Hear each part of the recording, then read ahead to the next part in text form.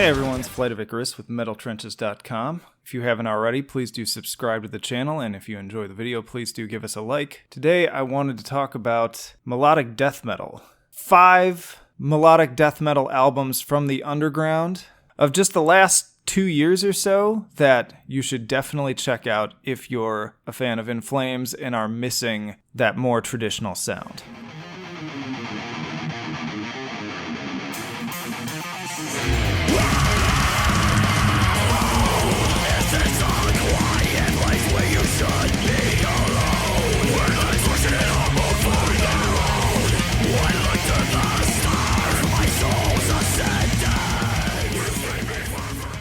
So first up, we've got Aerith, which is a California band that actually features Ken Badine of Aborted.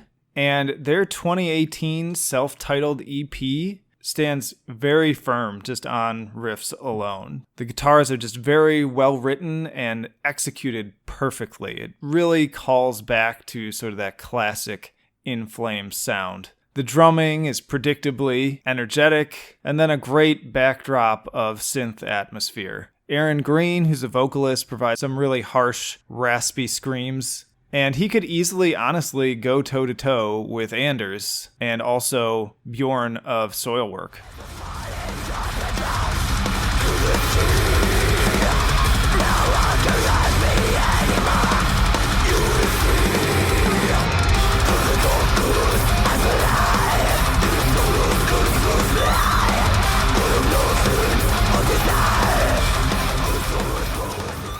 Next up, I've got Bloodhunter, which is a female-fronted melodic death metal band with a lot of thrash influence as well. These guys are probably a little bit closer in sound to Arch Enemy, but I couldn't resist another opportunity to shout this band out because they are criminally ignored, it seems like. I don't hear anyone else talking about it, and I want to shout their name from the rooftops because their particular fusion of melodic death metal, thrash, groove metal, and some blackened death metal makes the album The End of Faith an album that you absolutely need to listen to. The frontwoman, Diva Satanica, brings back that old, powerful Angela Gossow vibe. I think that she's a stronger frontwoman, honestly, than Alyssa is in the current iteration of Arch Enemy. She's even got the great, leather costuming that calls back to, the days of Judas Priest and Iron Maiden. She's got great death growls, great snarls, some blackened shrieks, a lot of variety. And then on top of that, Fenris, who is a founder of the band,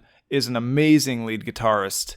His riffs and his solos on this thing are just incredible. I think most of the problem with these guys really is just that they don't have the marketing, and I honestly think some people look at that album artwork and aren't very impressed because it's pretty lo-fi, but I promise you, it is worth listening to. She will burn your houses and destroy the world. She steals your soul silently for nights. We live in an existence of hatred so cold. Our world is ending tonight.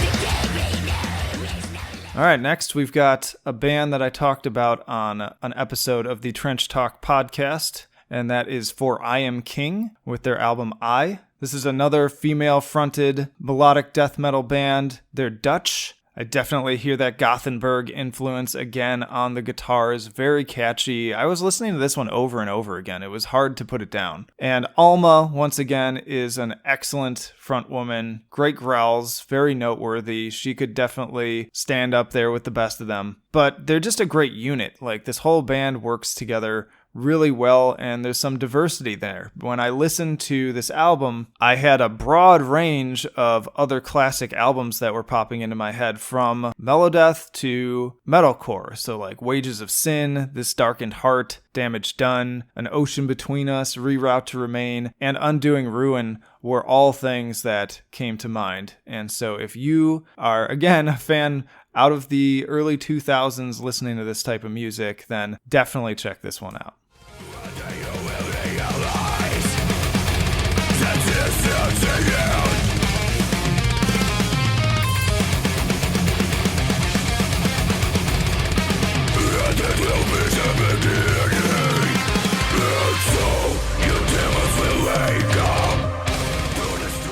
All right, more difficult pronunciations for me to butcher here, but we've got Silence Lies Fear, who are from Azerbaijan, Baku. Probably nowhere close on that one. I had to look it up on a map, too, because I was not familiar with that. But their latest album, Shadows of the Wasteland, is fantastic. They already kind of blew up on the scene with their previous album, which was called Future the Return. But I'd venture to say that Shadows of the Wasteland is even stronger than that one was. Kind of get some Fallujah vibes on this one, but also, again, mixed with that more traditional style of melodic death metal. There's also a little bit of a technical element here. Very strong, powerful vocals, lots of atmosphere, and that's even deepened by this gorgeous backdrop of Carolina Alexandra's backup vocals, and also the very lush synth elements that they utilize. It's gorgeous, but also heavy.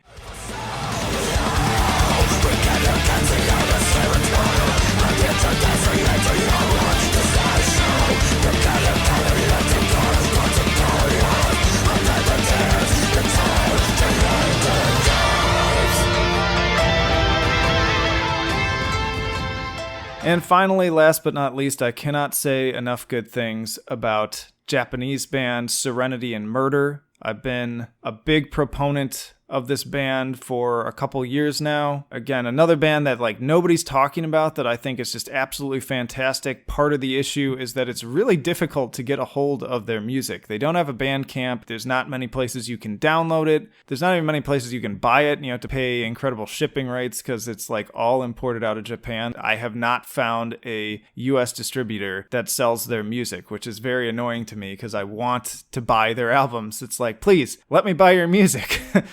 But yeah, their latest album, The Eclipse, is honestly one of the best melodic death metal albums I've heard probably in the past 5 years, maybe even longer than that. It honestly gave me goosebumps the first time I listened to it. Amazing guitars, so much of that classic Gothenburg influence, a lot of harmonized solos, the song The Revelation. It just gets you up on your feet and you will be excited to want to hear the rest of this thing. All around, fantastic band, fantastic performers, really catchy, and super epic too. And I'm trying not to overuse that word, but it definitely applies to these songs. They even have kind of this folkiness in their sound that occasionally makes me think about Equilibrium and things like that, or even Flesh God Apocalypse. But it all comes together just perfectly. If you can find them, definitely give it a listen. They do have a few songs on YouTube. But yeah, if you happen to find a place where it's affordable to actually buy their albums, you let me know, because I have not had much luck. And that's it for my list of 5 underground metal bands and albums that I think are far more worthy of your time than the most recent stuff from In Flames. And not to crap on you if you like the new In Flames, if you like what they've been doing, if you like that more than their older stuff, that's fine. That's your personal taste. But personally, I would much rather go with any of these albums any day of the week. Again, please do subscribe if you haven't. If you're walking away from this with something new that you hadn't heard before and you're excited about, then please do hit the like button. And also, if you keep coming back, please consider contributing to our Patreon and getting some of the perks there. But this is Flight of Icarus, signing off. I will see you in the trenches.